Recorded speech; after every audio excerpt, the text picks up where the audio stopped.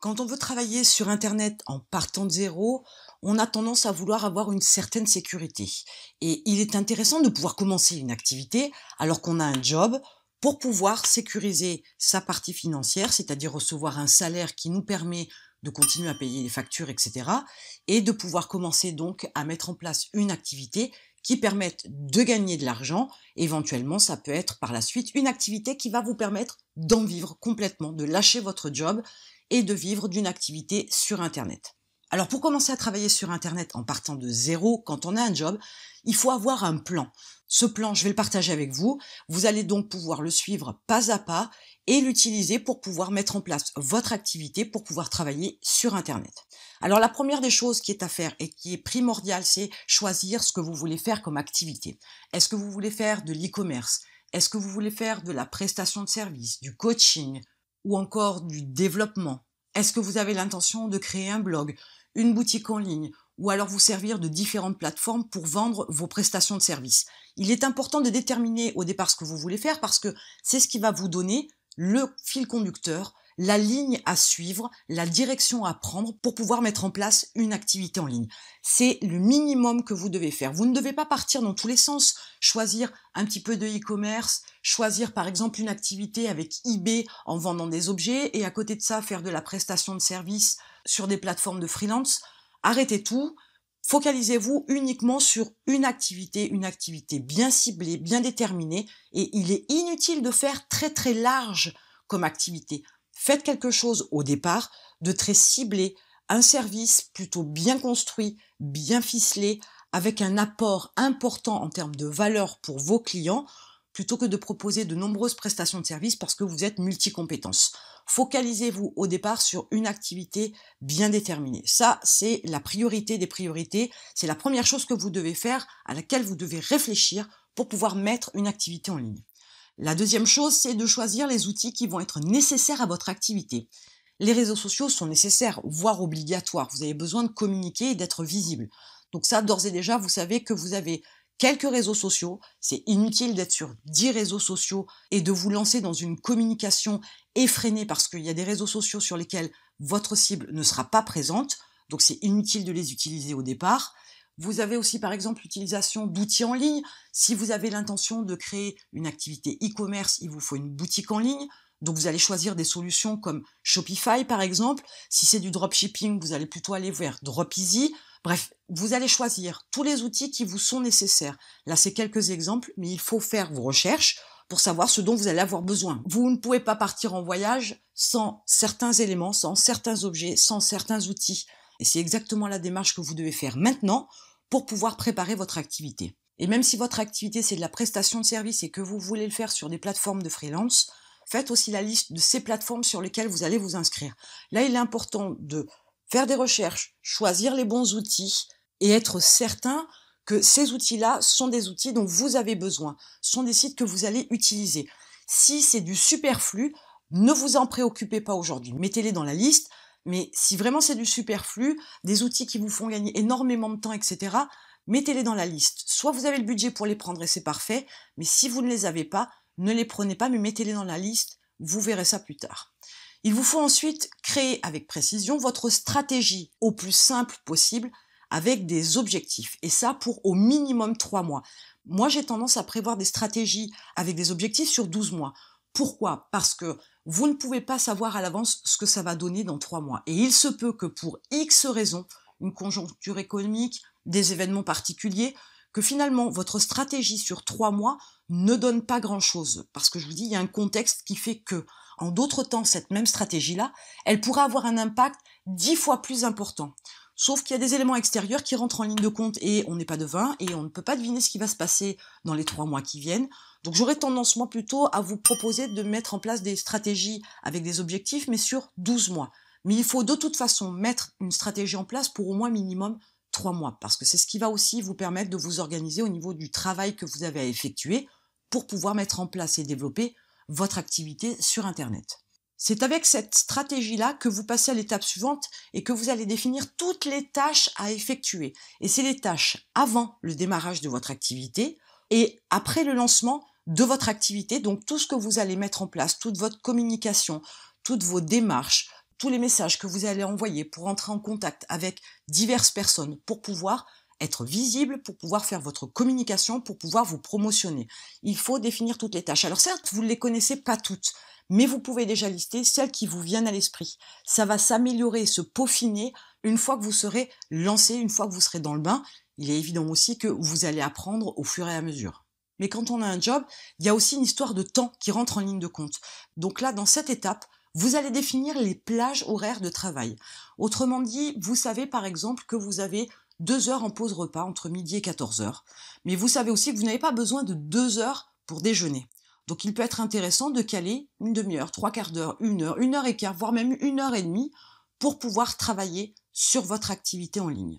Vous avez aussi peut-être un peu de temps le soir. Vous avez une vie qui fait que peut-être que vous avez des enfants, mais au lieu de regarder la télé le soir, eh bien de 20h30, 21h après le coucher des enfants, vous avez la possibilité de prendre 1 heure pour votre activité. Vous pourriez aussi vous dégager du temps pendant vos trajets. Il se peut que vous preniez le métro ou la voiture et que vous ne conduisez pas. Eh bien, vous avez aussi peut-être là 1/4 d'heure, 20 minutes, une demi-heure qui peuvent vous permettre de mettre certaines choses en place. Et il est important de définir tout de suite ces plages horaires de travail. Parce que si vous travaillez au jour le jour et quand vous avez envie de travailler sur votre activité, vous n'arriverez pas à la développer. Il faut être rigoureux, il faut être discipliné, il faut être engagé et il faut se plier à un mode de fonctionnement au départ pour pouvoir faire tout ce qu'il y a à faire pour votre activité. Vous ne pouvez pas définir une demi-heure le vendredi, 1 heure le dimanche, et s'il se passe quelque chose, eh bien du coup vous allez remettre au lendemain, voire ne pas faire du tout. Donc il est important de définir tout de suite ces plages horaires de travail et de vous y tenir. Vous ne pouvez pas déroger à cette démarche-là, c'est important. L'étape d'après, elle consiste bien évidemment à mettre en place votre activité. Autrement dit, vous avez vos comptes de réseaux sociaux à mettre en place, un logo à créer, un nom de marque ou à moins que vous utilisiez votre nom personnel. Toute cette préparation est importante parce que vous allez avoir besoin de ces réseaux sociaux. Vous allez avoir besoin d'un logo pour vous identifier. Vous avez besoin d'avoir un nom, bien évidemment, parce que il faut qu'on puisse vous trouver, il faut qu'on puisse vous repérer, il faut aussi qu'on puisse se souvenir de vous.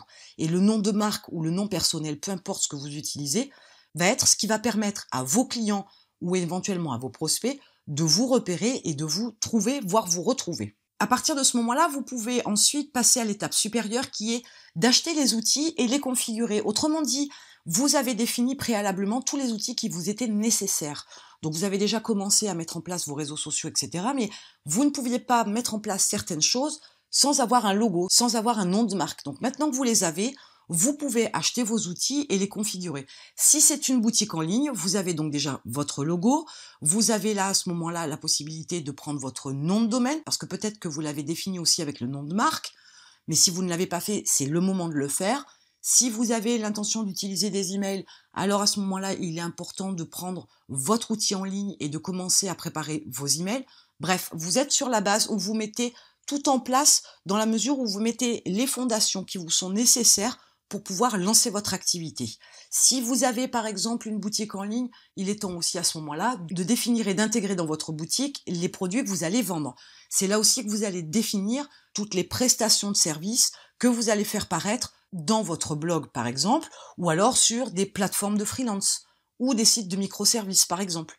Et c'est une partie des plus importantes. C'est celle qui va vous prendre beaucoup de temps, parce qu'il y a beaucoup de choses à régler, il y a beaucoup de choses à mettre en place. Il faut tout organiser pour que tout soit à la bonne place et prêt à fonctionner. C'est à ce moment-là que vous allez pouvoir vous poser, entre guillemets, dans la mesure où, dans l'étape suivante, il vous faut préparer vos premiers contenus pour avoir au moins un mois d'avance. Il est certain que dès l'instant où vous avez monté une boutique en ligne, que vous avez mis vos produits, que vous avez fait vos fiches produits, vous ne pouvez pas cliquer sur un bouton et mettre votre boutique en ligne et attendre que le client vienne. Vous avez besoin de communiquer, vous avez besoin d'une certaine présence, d'une certaine visibilité. Et les contenus que vous allez créer, c'est ce qui va vous aider à démarrer votre activité.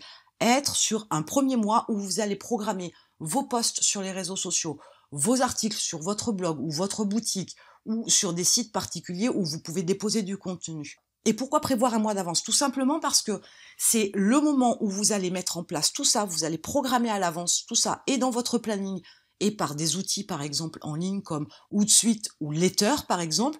Et c'est en mettant en place tout de suite immédiatement ces un mois d'avance là que vous allez aussi pouvoir vous concentrer sur de la recherche sur des choses un peu plus poussées, où vous allez être un petit peu plus en apprentissage parce que vous avez un mois d'avance de contenu. Vous savez que pendant un mois, il y a tout un tas d'informations qui va circuler, ou du moins qui va commencer à circuler sur Internet. Il va vous falloir gérer vos commandes, par exemple, si vous avez une e-boutique, vos questions, si par exemple vous êtes sur des sites de microservices ou de freelance, vous allez peut-être avoir à répondre à des questions de vos clients. Vous allez devoir peut-être répondre à des commentaires sur vos réseaux sociaux. Vous allez pouvoir aussi utiliser ce mois d'avance qui fait que vous n'allez pas travailler sur la partie des contenus, mais que vous allez travailler sur l'amélioration, l'optimisation, la communication de votre activité. Et ce mois d'avance, c'est bien, mais n'oubliez pas que les mois continuent derrière et qu'à un moment donné, il va falloir aussi vous pencher pour créer les contenus sur les mois qui arrivent. Mais en ayant déjà un mois d'avance au niveau du démarrage de votre boutique, c'est un bon atout en main. Et enfin, tout ce qui vous reste à faire, bien évidemment, c'est à lancer votre activité. Donc, vous allez appuyer sur ce fameux bouton qui va mettre votre e-boutique en ligne. Vous allez valider vos profils et mettre en ligne vos services sur des sites particuliers. Vous allez aussi rendre accessible votre blog aux visiteurs, etc., etc. Et tout ça va faire que ça va vous prendre aussi quelques heures, parce que ne croyez pas qu'en cliquant sur un bouton, vous allez avoir énormément de trafic, énormément de clients, énormément de commandes. Ce n'est que la première phase, la phase d'installation, la phase de lancement. Et à partir de ce moment-là, les choses vont être différentes. Vous allez donc commencer à vivre avec votre planning. Autrement dit, vous avez défini les plages horaires et selon les jours que vous avez définis pour travailler, vous allez vous tenir à votre planning. Vous allez aussi vous tenir aussi à la lettre concernant votre stratégie. C'est important. Si vous avez défini de faire 3 posts par jour sur Facebook, par exemple, eh bien à ce moment-là, il va falloir organiser votre planning correctement pour que votre stratégie des 3 posts par jour sur Facebook soit tenue. Si vous avez défini d'envoyer une newsletter, il est temps d'organiser aussi votre planning en conséquence et il faut vous tenir à votre stratégie quoi qu'il arrive. C'est une organisation. Aujourd'hui, quand vous êtes salarié, vous allez au travail pour commencer à 8 heures ou à 9 heures par exemple, vous vous organisez en conséquence. Votre démarche concernant la création d'un travail sur Internet, c'est exactement la même chose. Vous devez être ponctuel, vous devez être discipliné, vous devez respecter votre planning et votre stratégie pour arriver à vos objectifs. Si vous ne faites pas ça, vous n'aurez pas l'opportunité de pouvoir atteindre ces objectifs. Si vous ne travaillez qu'une heure par semaine alors que vous avez défini au départ 10 heures par semaine, les résultats ne seront absolument pas les mêmes. Donc il est important de vous tenir à votre planning et à votre stratégie. Et d'ici un mois, vous allez pouvoir commencer à mettre dans votre planning une partie, 1 heure de votre temps, où vous allez commencer à regarder vos statistiques et les analyser. Si vos 3 posts par jour sur Facebook ne donnent pas grand-chose, bien évidemment, on sait que le développement de Facebook fait que sur une page professionnelle, les posts sont moins vus par vos abonnés que des échanges de posts entre amis. Donc il est important d'analyser vos statistiques concernant Facebook pour pouvoir adapter votre stratégie, voir ce qui fonctionne pas, et améliorer, modifier ce qu'il faut pour pouvoir être plus efficace. Même chose concernant par exemple votre boutique. Vous voyez qu'au bout d'un mois, vous n'avez qu'une visite par jour. Donc ça veut dire aussi que vous avez une communication et une visibilité qui n'est pas suffisamment importante. Peut-être que vous pourriez faire de la pub payante, peut-être que vous pourriez faire plus de contenu, peut-être que vous n'êtes pas sur les bons réseaux sociaux, peut-être que vos accroches ne matchent pas. Et c'est à ce moment-là que vous allez apprendre, que vous allez vous améliorer, que vous allez faire des modifications dans votre stratégie pour pouvoir vous améliorer. Et c'est un travail constant d'amélioration jusqu'à ce que vous trouviez le bon feeling, les bons mots, la bonne cible, les bons termes, les bonnes accroches. Tout ça, c'est quelque chose que vous allez améliorer. Il est certain que si vous mettez votre profil sur des sites de microservices et que vous attendez d'avoir des ventes, vous risquez d'être un peu déçu. Si vous ne promotionnez pas votre activité sur Internet, vous n'aurez absolument rien. Ne comptez pas sur un site de microservices ou de services de freelance, même s'ils ont des centaines de milliers de visites tous les jours, ne croyez pas que vous allez sortir du lot et que du jour au lendemain, vous allez avoir des dizaines de clients. Ça ne fonctionne pas comme ça. Vous êtes un petit grain de sable dans l'océan, et pour que le grain de sable devienne une île, il faut travailler à rassembler tout un tas d'informations, tout un tas de qualités, tout un tas de compétences, tout un tas de visibilité, tout un tas de présence sur différents supports et dans des domaines qui touchent votre activité pour pouvoir grandir, pour pouvoir devenir cette île-là. Donc il est important de regarder vos statistiques et de les analyser. Ne le faites pas tous les jours, c'est complètement inutile. Faites-le tous les mois et éventuellement, si vous mettez de la publicité en place, vous pourriez avoir à regarder vos stats tous les jours, voire toutes les semaines. Mais ne vous stressez pas à regarder vos statistiques au jour le jour, au lancement de votre activité sur Internet, parce que vous aurez des résultats qui ne sont pas ceux que vous attendez. Vous serez forcément déçu que tout le travail que vous avez fourni pour mettre en place et pour lancer ne porte pas les fruits que vous attendiez. Mais c'est tout à fait normal. Il faut que les choses se mettent en place.